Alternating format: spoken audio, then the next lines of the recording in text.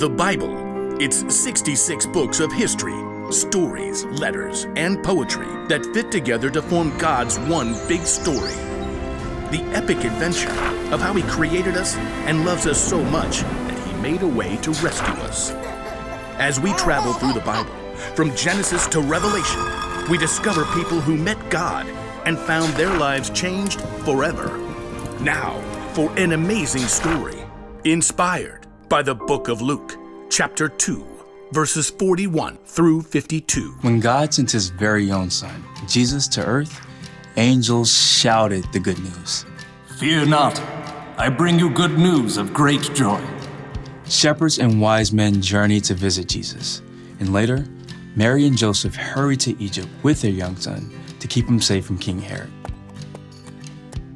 But Jesus wasn't always a baby or a young child. We don't know much about his early years, but he had to learn to walk and talk just like every other child. Mama. He probably learned from Joseph how to hammer nails and smooth pieces of wood for tables and wheels. We do know one very important story from the time Jesus was a boy. One of Jesus' followers, Luke, wrote it down many years later.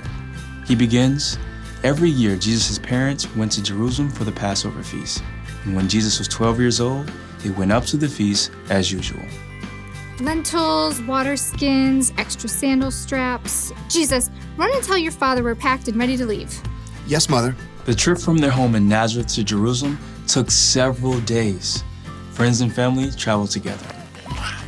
Jesus likely spent the day with his cousins and friends, finding his parents at dinner time.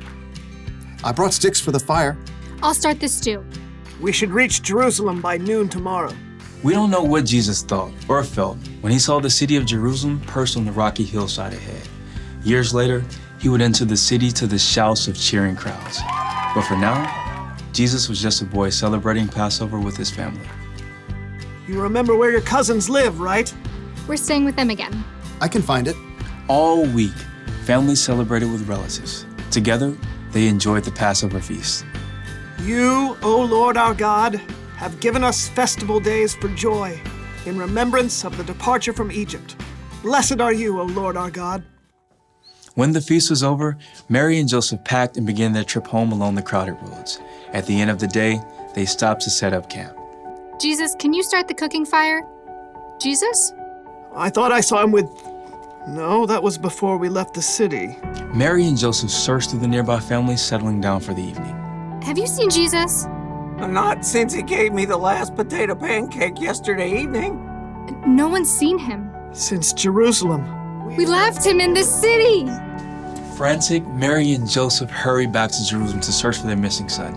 They immediately checked the home where they had been staying.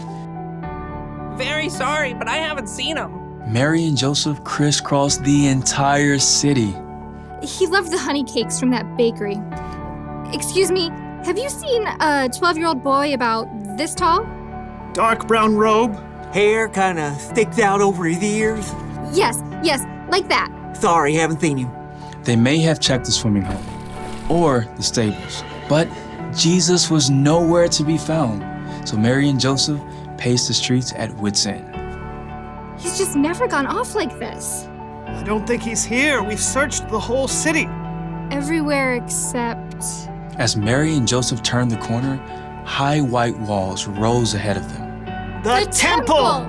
We'll check the courtyard. Just in case. The courtyard was filled with visitors still in the city for Passover.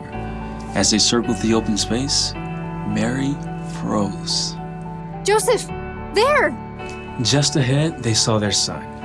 Jesus was sitting with a group of teachers, listening and asking questions. Teacher, isn't it always right to be kind, even if it means giving money to a beggar on the Sabbath?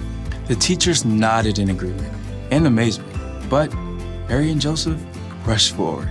Jesus! Son, why have you treated us like this? Grabbing her boy, Mary hugged Jesus so hard she nearly squeezed the air out of him. Your father and I have been worried about you. We've been looking for you everywhere. Why were you looking for me? Didn't you know I had to be in my Father's house? All I know is, no more stunts like this, okay?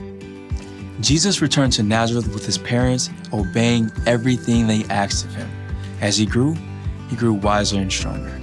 He also became more and more pleasing to God and to others.